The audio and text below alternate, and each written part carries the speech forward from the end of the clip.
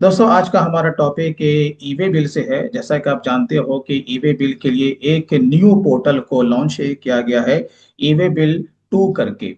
आपका ई way bill का जो पहले जो पोर्टल था वो भी ऑलरेडी काम कर ही रहा है, लेकिन इसके बावजूद भी ई वे बिल 2 को लॉन्च किया गया है। इसके पीछे क्या रीजन है, ये हम लोग इसके बारे में पूरा डिटेल में जानेंगे।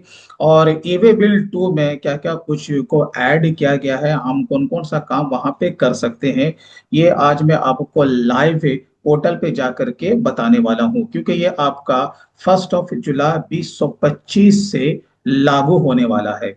इसलिए पूरी जानकारी के लिए आप हमारे साथ एंड तक आप बने रहें। और दोस्तों इसी तरीके से अगर और भी आप डिटेल में अगर आप मुझसे tally, GST, TDS, TCS, income tax, payroll, balance sheet, income tax का रिटर्न फाइलिंग और भी बहुत कुछ, वो भी कंपनी के रियल डाटा के साथ ट्रेनिंग लेना चाहते हैं, तो आप हमारे tally and taxation mastery course में भी इनरोल कर सकते हैं। इसके लिए स्क्रीन पे दिए हुए नंबर पर भी कॉल कर सकते हैं, या फिर हमारे official website the accounts dot in को भी आप विजिट कर सकते हैं। तो चलिए दोस्तों आज का टॉपिक हम लोग शुरू करते हैं।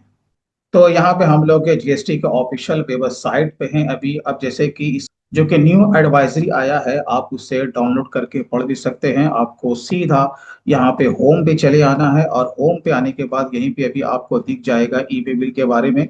यहाँ पे आपको क्लिक कर देना है, और आप यहाँ पे देख सकते हैं कि यह अब 16 ही जून को ये एडवाइजरी आ चुका था। अब यहाँ पे पूरा डिटेल में पढ़ भी सकते हैं कि आपका जो ई वे बिल का जो 2 वाला वेबसाइट है वो किस तरीके से वर्क करने वाला है। तो यहाँ पे आप देख सकते हो कि ये आपका यहाँ पे ये लिंक यहाँ पे उन्होंने शेयर कर दिया है। आप यहाँ से भी जा सकते हैं, यानी ये जो एड्रेस दिया हुआ है आप इसे क्रोम पे टैप करके भी जा सकते हैं। राइट, यहाँ पे आप देख सकते हो कि आपका 1 जुलाई 2025 से ये आपका लॉन्च हो जाएगा, यानी कि एप्लीकेबल हो जाएगा। चलिए यहाँ पर हम लोग क्लिक करते हैं।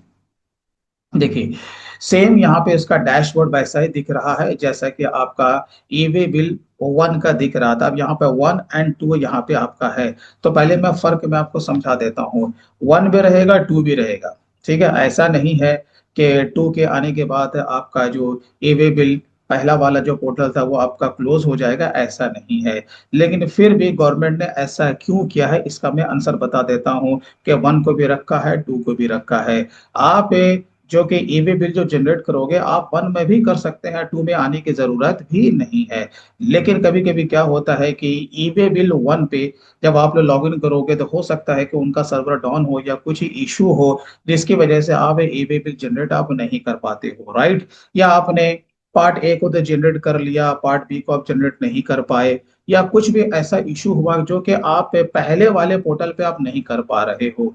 तो यहाँ पे गवर्नमेंट ने क्या किया है आपकी सहूलियत के लिए कि आपका काम हैम्पर ना हो, कहीं पर कोई दिक्कत इशू ना हो, तो यहाँ पर ई वे बिल पार्ट 2 को भी यहाँ पर उन्होंने लॉन्च किया है कि अगर उस पर कोई इशू आ रहा है तो आप उसके बाद वाला काम आप इस पे आके कर सकते हैं।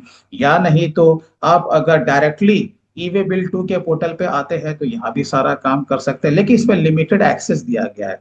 सारा कुछ इसमें नहीं है, अभी मैं आपको लॉग इन करके भी बताऊंगा। इसके साथ साथ क्वेश्चन ये भी होता है कि भाई साहब ई वे बिल 1 पे जो हम लोग काम करेंगे क्या इमीडिएट उसका इम्पैक्ट ई वे बिल 2 के पोर्टल पे पड़ जाएगा? इसका आंसर है हाँ, विद इन ए सेकंड।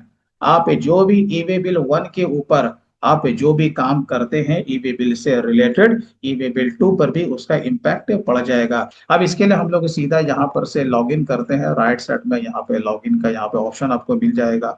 आपका यूजर आईडी एंड पासवर्ड से यहाँ पे सिंपली आपको लॉग इन करना है।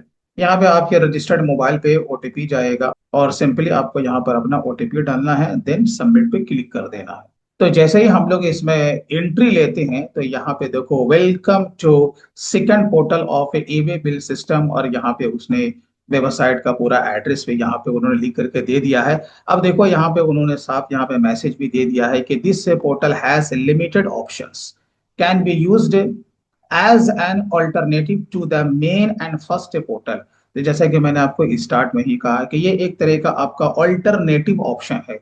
ईवे बिल वन का जो पोर्टल है वहां पर भी काम कर सकते हैं, प्लस से जो कि काम आपका बच गया या कोई प्रॉब्लम इश्यू आ गया तो इस वाले पोर्टल पे आप आ सकते हैं। लेकिन जैसा कि इन्होंने कह दिया है कि इसमें आपका लिमिटेड ऑप्शन है। तो क्या क्या है भाई, देखिए बेसिकली इन्होंने यहाँ पे कलर वाइज भी कर दिया हमें समझाने के लिए कि आप इसमें ईवे बिल को जनरेट कर सकते हैं, जो कि पहला यहाँ पे आपको दिख रहा होगा, ठीक है। दूसरा क्या है, पार्ट बी का अपडेशन है, पार्ट बी को आप यहाँ पे अपडेट कर सकते हैं। और तीसरा क्या है, अपडेट ट्रांसपोर्टर, जो भी आपका ट्रांसपोर्टर है आप उसे भी यहाँ पर आकर के अपडेट कर सकते हैं। आप अपने ईवे बिल को कैंसिल भी कर सकते हैं, और प्लस जो कि फिफ्थ रहेगा, आप ईवे बिल का प्रिंट आउट भी ले सकते हैं। अब हम लोग आते हैं सीधा कि हम लोग न्यू यहाँ पे हम लोग बनाते हैं तो क्या बनेगा, ऑफ कोर्स बनेगा। यहाँ पर आप देखो जैसे कि उन्होंने कहा था शुरू में ही कि भाई इसमें लिमिटेड ऑप्शन है, तो यहाँ पर आप देखो ईवे बिल में आपको क्या क्या कुछ दिख रहा है।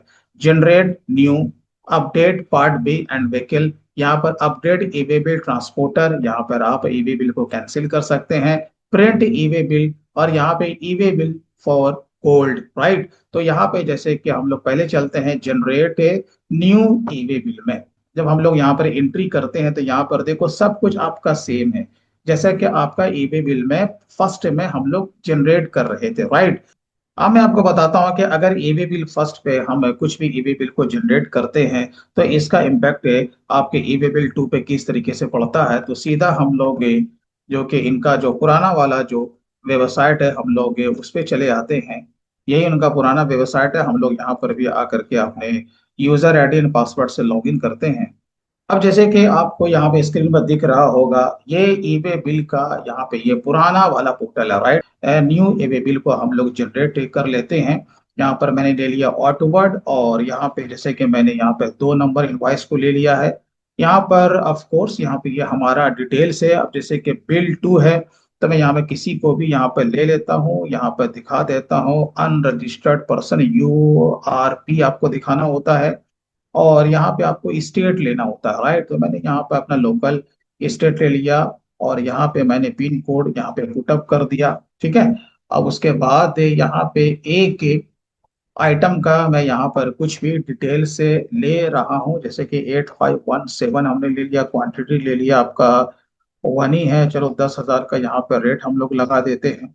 यहाँ पर यूनिट ले लेते हैं, यहाँ पर टैक्सेबल वैल्यू 10,000 लगा देते हैं, और यहाँ पे लोकल में मैं लगा देता हूँ 18% का GST। यहाँ पर इनवॉइस का डिटेल्स तो हमने पुटअप कर दिया है। अब जैसे कि यहाँ पे ट्रांसपोर्टेशन का जो भी डिटेल्स है हम लोग इसे यहाँ पे पेंडिंग छोड़ रहे हैं, सीधा हम लोग आ जाते हैं पार्ट बी में। जैसे कि बाय रोड है तो यहाँ पे हम लोग व्हीकल नंबर जैसे कि डाल रहे हैं, राइट। अब यहाँ पे हम लोग क्या करते हैं कि इसे सबमिट करते हैं, और यहाँ पे आपको ये मैसेज आ जाएगा, ठीक है। यहाँ पर आपको ओके कर देना है, अगेन यहाँ पे आपको ओके कर देना है। तो यहाँ पर देखो आपका ये ईवे बिल यहाँ पे आपका तैयार हो जाता है। लेकिन वहां पर अभी जानबूझ के हमने कुछ मिसिंग किया है, जैसे कि आपका ट्रांसपोर्टेशन का जो डिटेल्स है वो मैंने नहीं दिया है। अब अगर आपको इसमें कुछ अपडेट करना था पार्ट बी में ही, अगर एडिट करना था वो हम लोग कैसे करेंगे, ठीक है। तो चलिए ठीक है, यहाँ पर हम लोग डिटेल प्रिंट में आ जाते हैं, और हम लोग इसका एक कॉपी भी बना लेते हैं।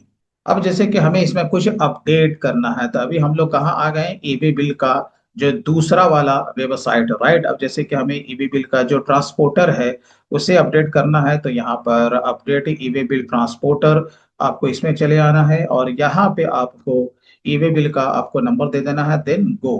तो देखो आपका सारा डिटेल्स यहाँ पे ओपन हो चुका है। आप जैसे कि आपको वो डिटेल्स अगर आपको देना है तो यहाँ पर देखो आपको ट्रांसपोर्टर का यहाँ पे आईडी आपको मेंशन करना है। तो यहाँ पे देख रहे हो ना, वो कनेक्टिविटी है आपका, जो कि ईबी बिल का जो पुराना वाला वेबसाइट है वहां पर हमने ईबी बिल को जनरेट किया, और दूसरे वाले नए वाले वेबसाइट में हम आकर के अपडेट भी कर सकते हैं। तो डेटा आपका आया ना भाई साहब, एकदम आ चुका है।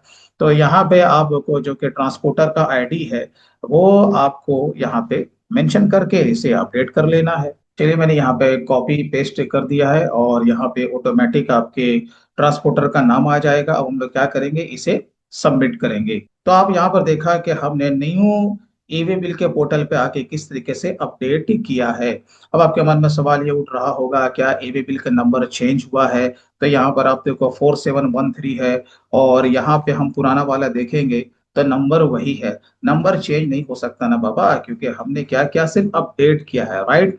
आई होप कि इस वीडियो से आपने ये सीख लिया होगा कि ई वे बिल का जो पोर्टल 2 है वो किस तरीके से काम करता है। दोस्तों वीडियो अच्छा लगा हो तो कम से कम आप इसे लाइक जरूर कीजिए, और अभी तक अगर आपने हमारे चैनल को सब्सक्राइब नहीं किया तो प्लीज कर ले। तो चलिए दोस्तों, फिर मिलते हैं किसी दिन किसी और नए दूसरे टॉपिक के साथ। तब तक take care and bye bye.